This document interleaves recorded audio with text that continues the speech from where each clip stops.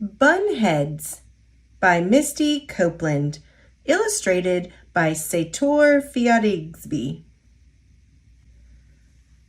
When Miss Bradley announced they'd be performing the ballet Coppelia for the recital, everyone in Misty's class shouted excitedly and gathered around to hear their teacher tell the story of Coppelia. Misty didn't know what Coppelia meant, and she was too shy to ask, especially since it was her first ballet class ever. So Misty took a spot on the floor, and before she knew it, she was completely entranced as Miss Bradley told the tale.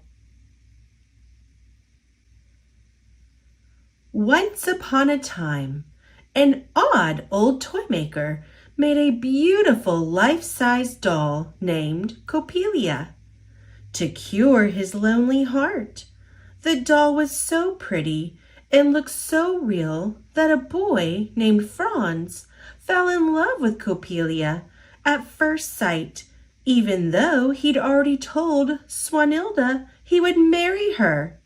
Swanilda was furious when she caught Franz blowing kisses to Coppelia, but Franz ignored her anger. Later, Franz sneaked into the toymaker's house to see Coppelia, but the toymaker caught him. When the toymaker realized that Franz was in love with his doll, he had an awful idea. Maybe he could use Franz's love to turn Coppelia into a real girl. Lucky for Franz, Swanilda had also sneaked into the toymaker's house out of curiosity, and she was still hidden inside. She overheard the toymaker's evil plan and decided to dress like Coppelia to confuse the old man. Once the toymaker believed that his doll had finally come to life, Franz escaped. After that, Franz realized what a fool he'd been, and he married Swanilda. The two lived happily ever after. Misty loved how Swanilda never lost sight of her goal or her real love. She knew she wanted to be Swanilda. In just a few days, we will decide what roles you will dance in the performance, Miss Bradley said. Now, let's practice. First, there was the développé to tendu, front with one leg lifted forward, the pointed foot gently touching the floor. Next was the rond de jambe to tendu front, with the leg stretched straight out to the front, making big circles round and round in the air with the toes. Then it got a bit harder with the pas de bourrée, moving from side to side as one foot crossed over the other. They had such fun with the soutenu as the young dancers twirled and spun in unison. Finally, the lesson ended with simultaneous pas de bourrée again and again. Misty picked up the steps easily, following only a half second behind the rest of the class. Have you ever danced Coppelia? Miss Bradley asked. Misty shook her head nervously, replying, I've never taken ballet before. Well, you're very good, Miss Bradley said. Come, she called to Misty, and Kat, a younger girl who was full of energy. You two up front. Misty could feel her heart pounding. Miss Bradley asked Kat to show Misty the dance of Coppelia. Coppelia sits in a chair on the balcony of the toymaker's house throughout the first act of the ballet. Cat held her arms in first position, then lifted her arms and turned her head like a robot, up and down and side to side. She performed the moves beautifully.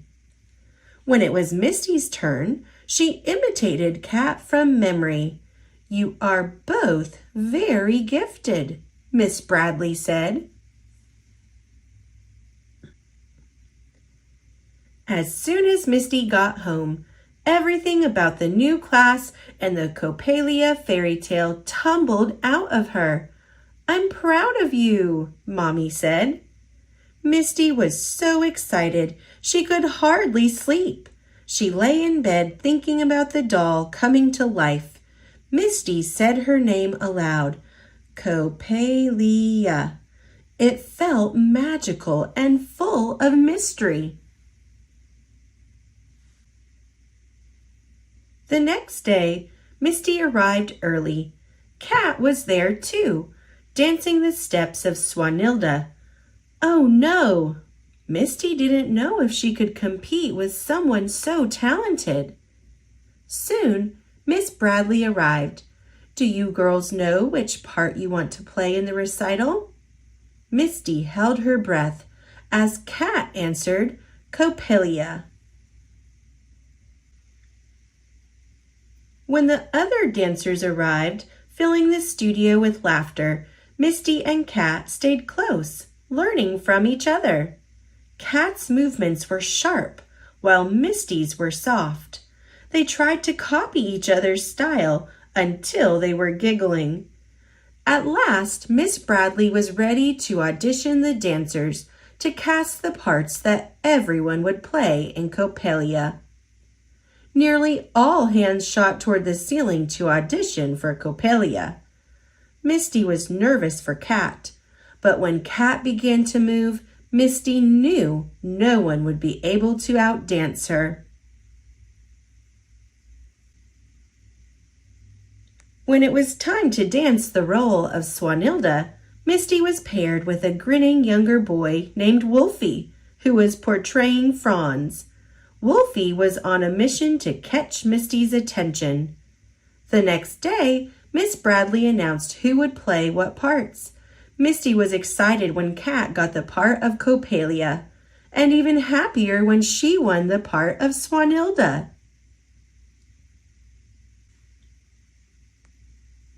The next few weeks were full of hard work for Misty. She had to perform both Swanilda and Coppelia when she tricked the toymaker into thinking she was the doll who had come to life.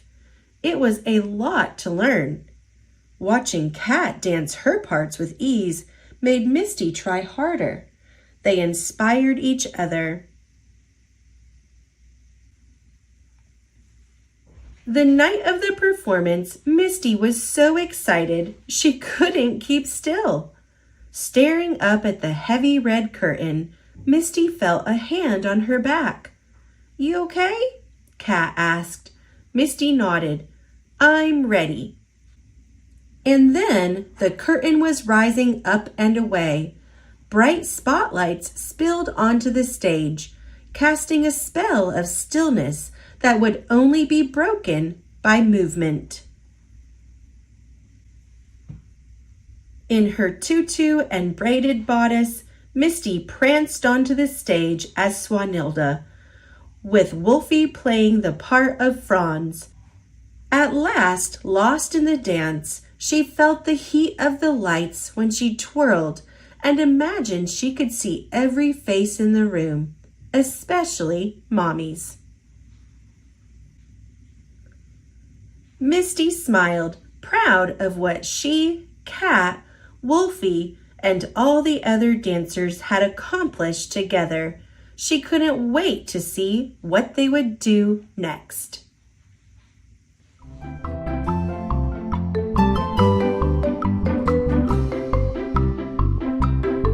Thanks for watching. Click subscribe. See you later, alligator.